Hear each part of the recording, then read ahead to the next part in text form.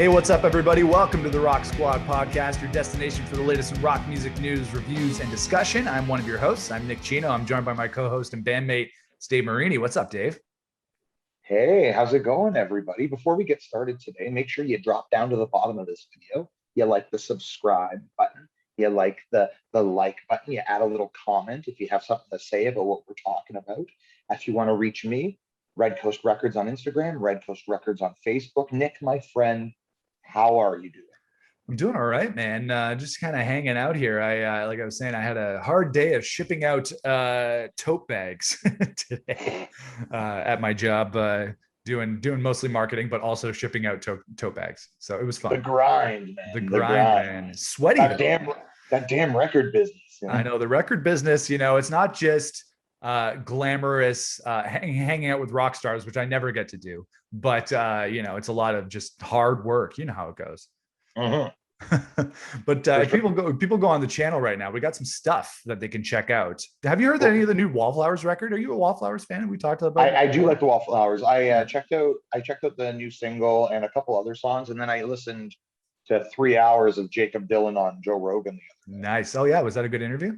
It was actually a really good interview. I don't think I've ever heard him interviewed before, so It was interesting to just have him.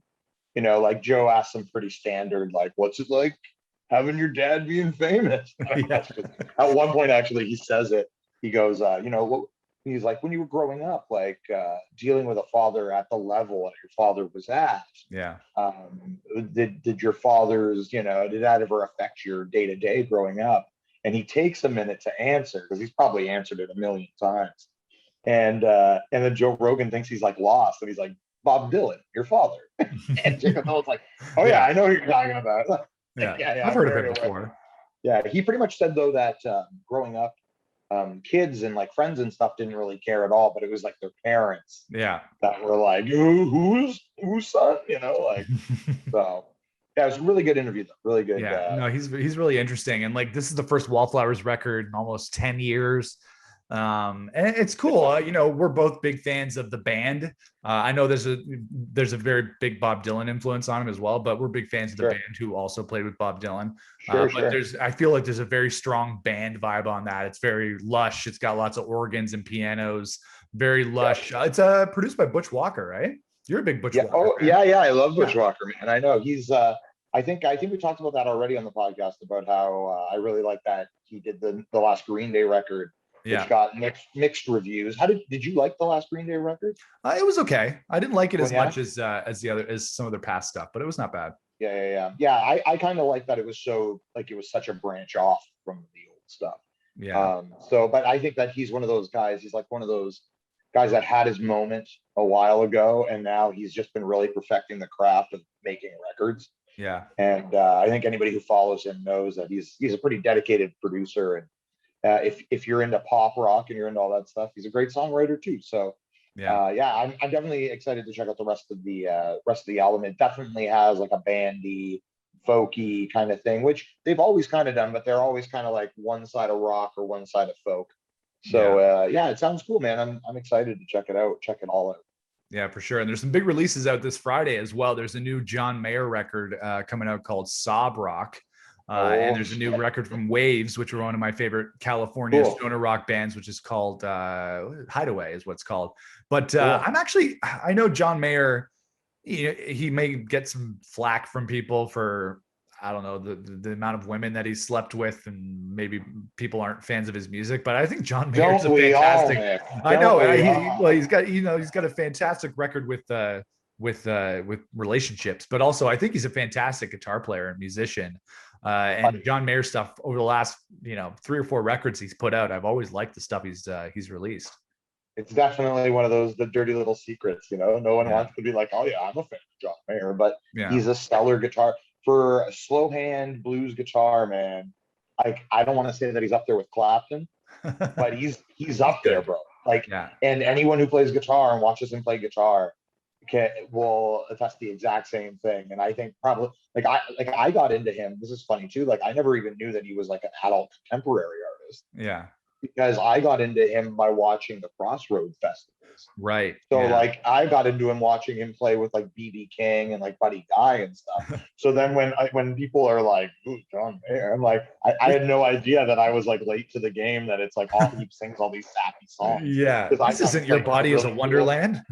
Yeah, it's like I just thought he played in a cool 3-piece that was like really bluesy and jammed with legends. Like I was like, this guy's got got what it takes. But sure. yeah, I'm a fan. I'm a closet fan. Don't tell anybody.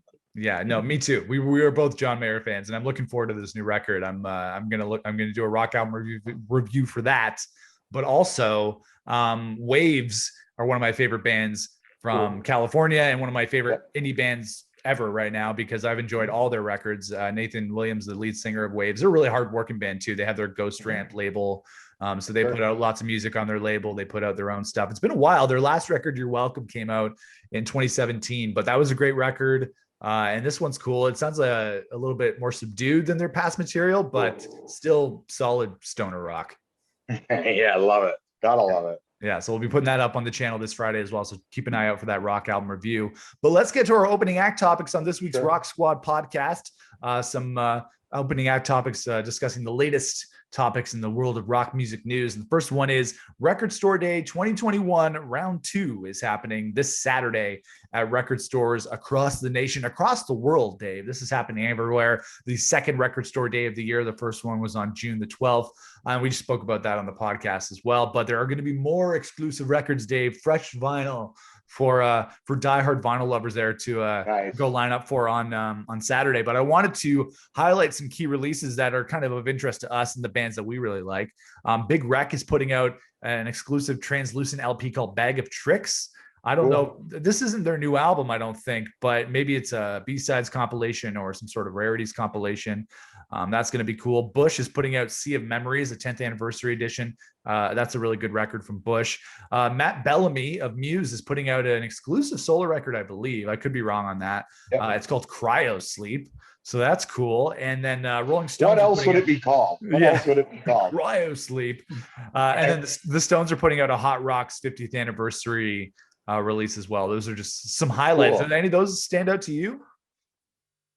The Matthew Bellamy, I'm a huge Muse fan, so I'm sure that'll be interesting to check out, like how operatic he goes, and what's the, what is everything in falsetto now? Like, what's the difference from the, I'm pretty sure he's pretty hands-on with the band anyways. So like, I'm not sure like what's happening now that like he couldn't be doing in Muse, but it's probably going to be acoustic, I'm guessing, or like more natural. But I'm stoked for all those releases, man. I think that it's awesome that so many of the bands that we enjoy are constantly putting out new music. So the Matthew Bellamy one is definitely on my top. Sorry, I didn't hear the last thing. Like, are you still coming through? Yeah. Hello. Okay, sorry. We'll cut there, and I'll come back. I'll do it again. I definitely think that Matthew Bellamy's one is worth checking out. It's definitely on the top of my list.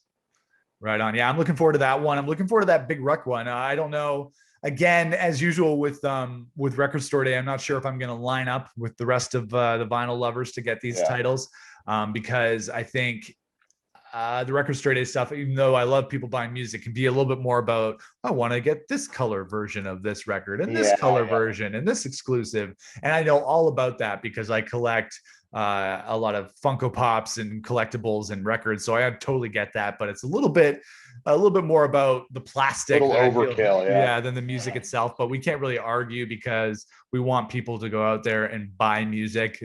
As musicians ourselves, we're like, please support. If you love an artist, support the artist, buy the record in any way that you can. Streaming is fine. That's a good way to do it. But if you really like a record, that my rule of thumb is, if you like a record on streaming or whatever, then just buy it. Pick it up on vinyl, pick it up on CD. I'm still a CD guy, as you can see over here.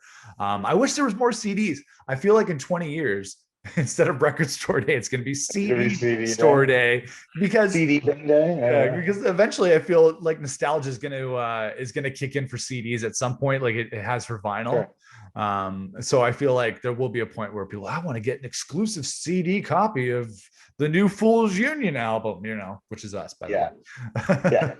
Yeah. Hey, the new Big Wreck, that's the one with does that include the single with Chad Kroeger? I don't know. I should have probably looked that Because up. I thought that was gonna be on like the next release. That's I was what I gonna thought mention too. Yeah. that that song actually fell into a few playlists that I listened to. Okay. And I'm actually into it now. I'm not a Chad Kroeger fan by any or Kroger fan by any means, but I actually dig the song. It's pretty hooky, pretty catchy. So Yeah. I'm gonna give that to Ian Thornley for making that one. Ian Thornley's amazing. According to exclaim.ca, Big Wreck, the Bag of Tricks EP is an exclusive thing that's coming out or it was already released, but this is an exclusive vinyl version that's coming out for Record Store Day. It mostly includes live versions. It's got the Oath, So Far So Good, Albatross, Glass Room, which is a great track, All Is Fair, Control, another great one, and Good Times Roll. So it looks like it might be a mix of live stuff and some rarities. Still though,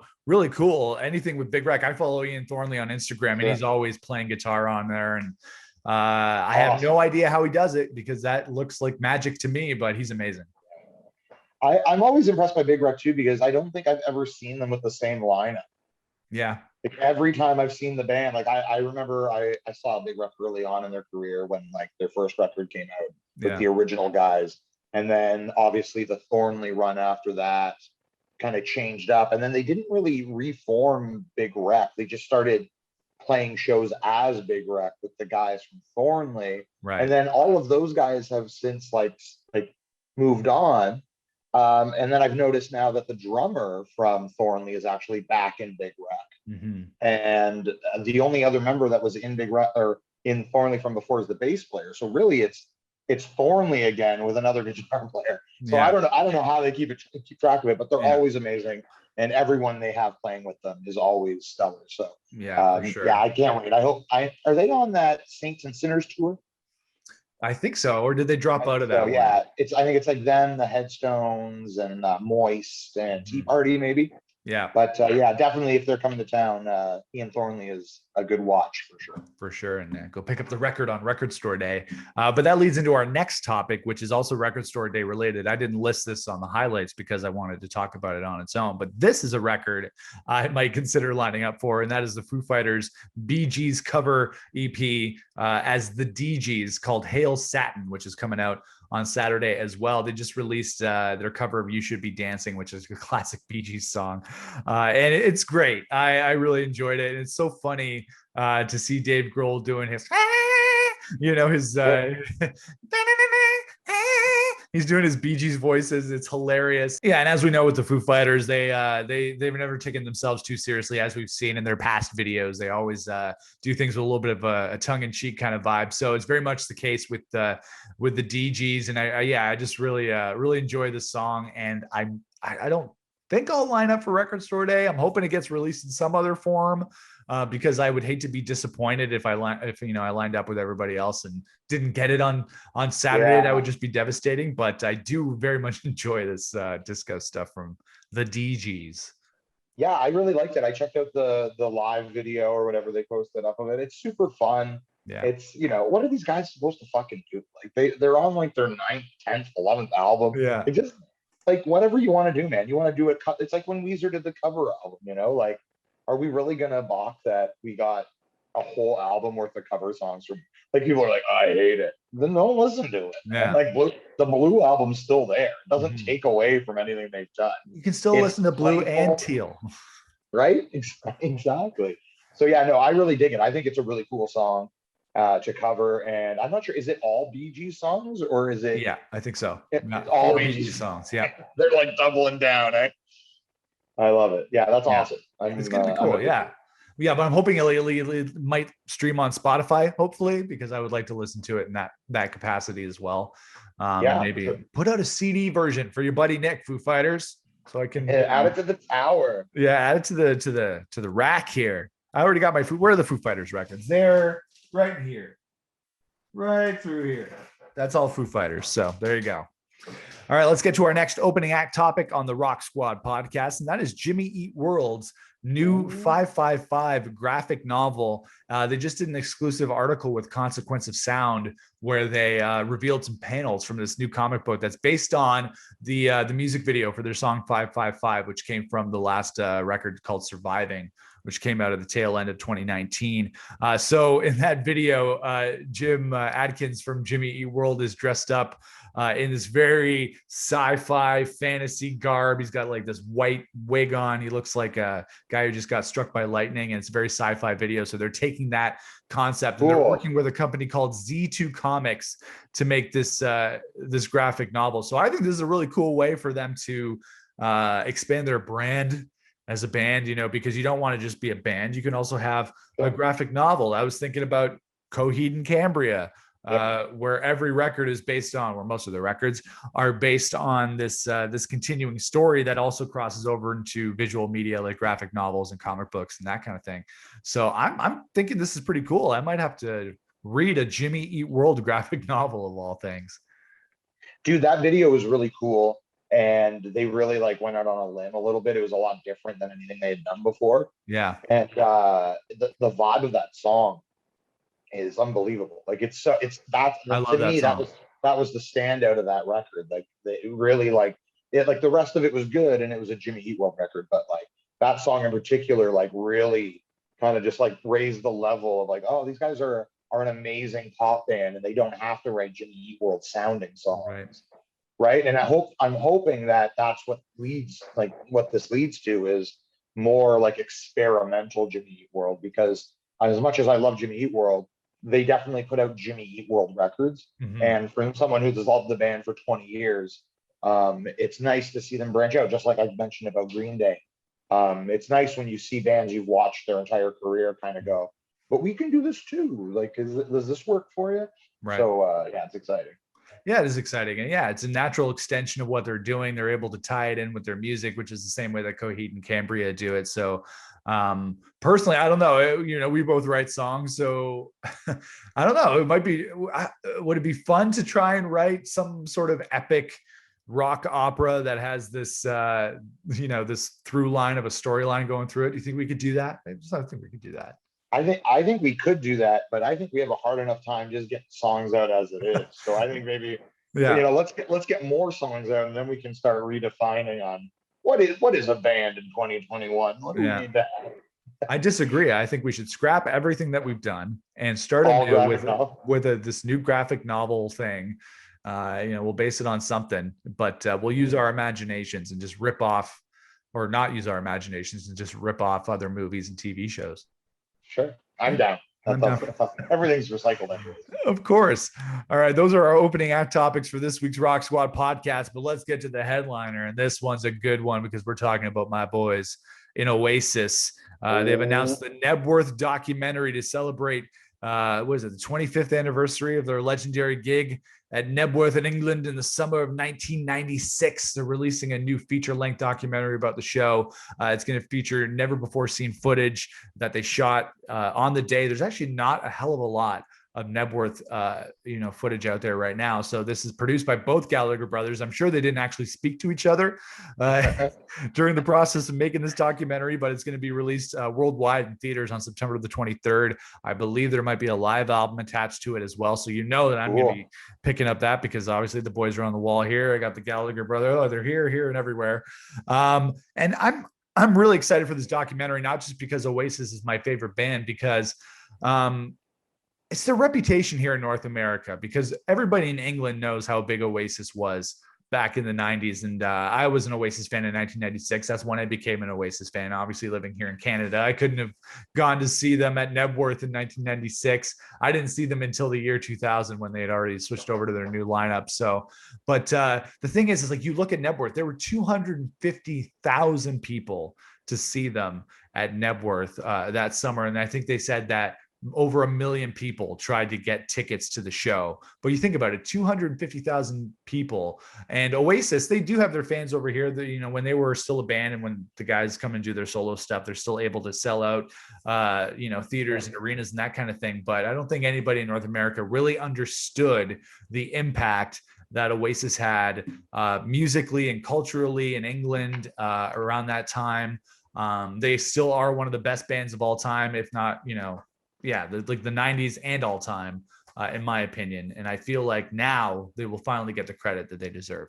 Yeah, man, I love Oasis, and I think it's great that they're doing a documentary about that show.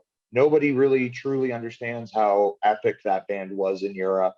And is that so 96? Is that going into their third record? It was in between. It was just after Morning Glory. Morning Glory came out in October of '95. Okay. So that was their biggest record. So we're talking Wonderwall and Champagne Supernova and Don't Look Back in Anger. That right in the heat of that. So and then their follow up came out in '97. But I think they played a couple of new songs too.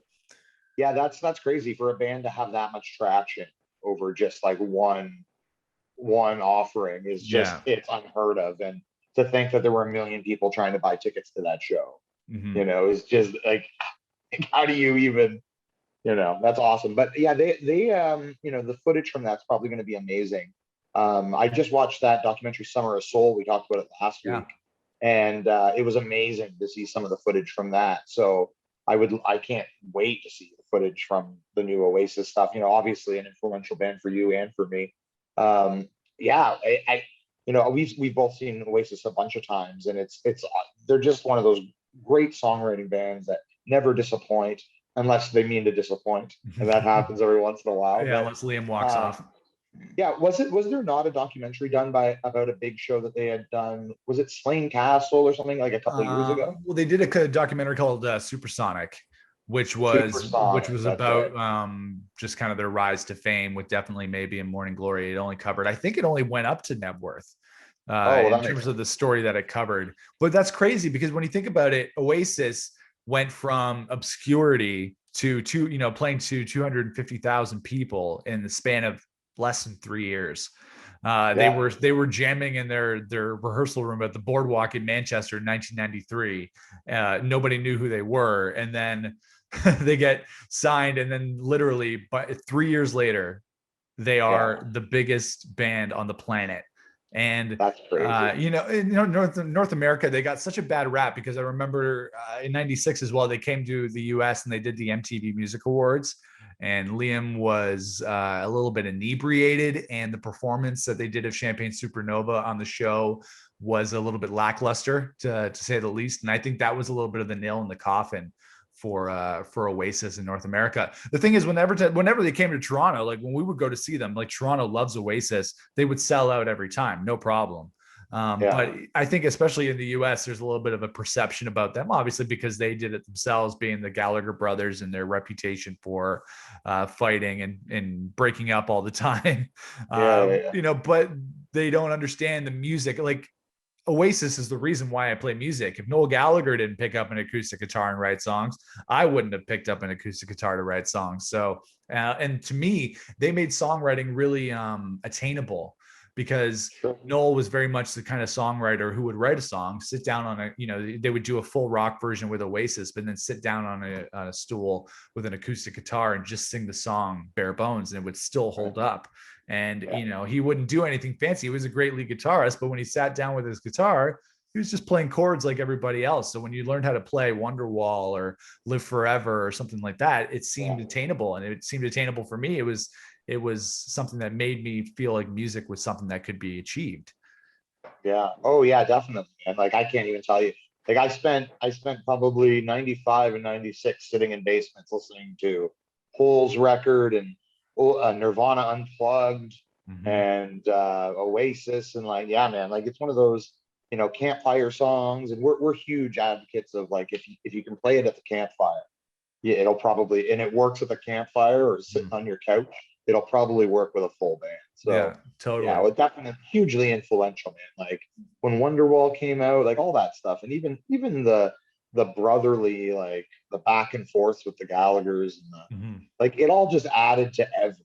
You know what I mean? It was exactly. Brian Jones and the Stones had the same thing. Like there's always that, like if you have a little bit of animosity between somebody, you can really push the buttons, and people love to eat it up. And I think in culture today, it's just so overblown with that. Could you imagine the Gallaghers today? Like, you know what I mean? Even with like guys like Conor McGregor and stuff, and like these loudmouth European guys, like if to put Noel and Liam back and forth on a Twitter war in their prime would be unbelievable. But I'm excited for the documentary, man. I love catching up on old footage and seeing things that were left on the shelf, or and it's probably going to sound amazing too. So we'll pop some popcorn and we'll give it a go. Yeah, it's gonna sound incredible. Like Knebworth, they played all the hits, so the set list is gonna be good as well. That's all they had. Yeah, all they had was the hits. Yeah, they had 2 records at the time and a handful of B-sides. So yeah, it's gonna be coming out on September 23rd. So yeah, if it's coming out in movie theaters, I'm totally down to go check that out on the big screen. But yeah, that is our headliner topic for this week's Rock Squad podcast. We're gonna wrap up the show, but before we do, talk about our tracks of the week. Dave, we are both big fans of Gary Clark Jr.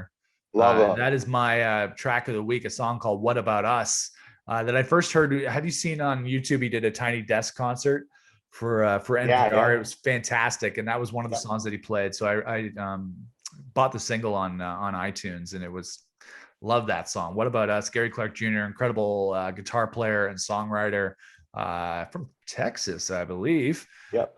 So yeah, he's fantastic. So that's my track of the week.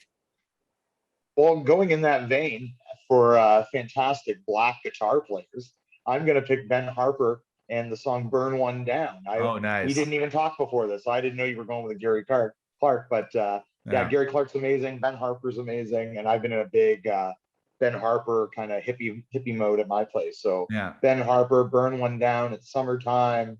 There's the djembe, there's acoustic guitar, there's lush vocal stylings of Ben Harper. That's my pick. I love Ben Harper. Was he in What Drives Us, the Foo Fighters documentary, the Dave Grohl one? He was in there. I believe so. He was in there talking about some stuff. Yeah, he was saying he's been playing with the same guys for 25 years, 30 years. Yeah. Same guys for sure. Yeah, it's crazy. I didn't know. This is my wife filled me in on this. Did you know he was married to Laura Dern? Yes. I had no idea. Yeah. They have a couple of kids. Yeah.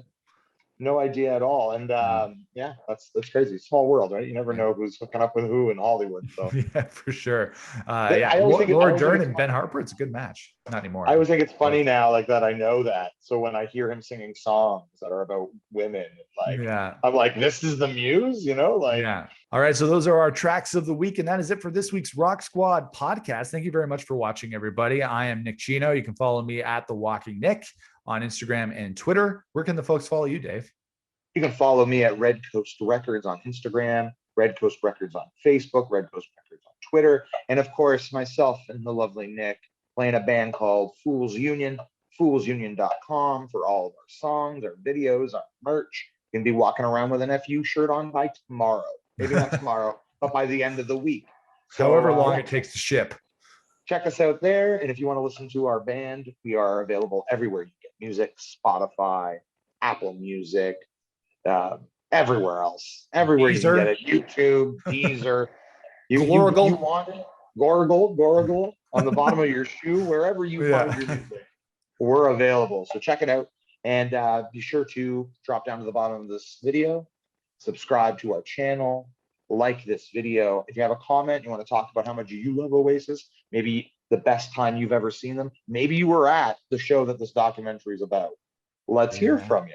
You know what I mean? That'd be awesome. I'd love to hear from somebody at Knebworth. Also, if anybody wants to give us a review on Apple Podcasts, a 5-star review, because you love us, of course, and maybe some nice words about us. If you want to be mean, that's okay, but we prefer you be nice. But yes, give us a review on Apple Podcasts, because that would be appreciated as well, because hopefully more people will discover this wonderful podcast that we make, Dave, every week here on the Rock. Sure, yeah, go. I heard a friend of mine in Poland said we're like the #2 rock podcast in Poland. So get on it. If you're not on it already, you gotta fire up that computer, log on to the internets, go down to Apple Podcasts and write a review. Help us out. Be like the good Polish people and listen to our podcast. We appreciate that. All right.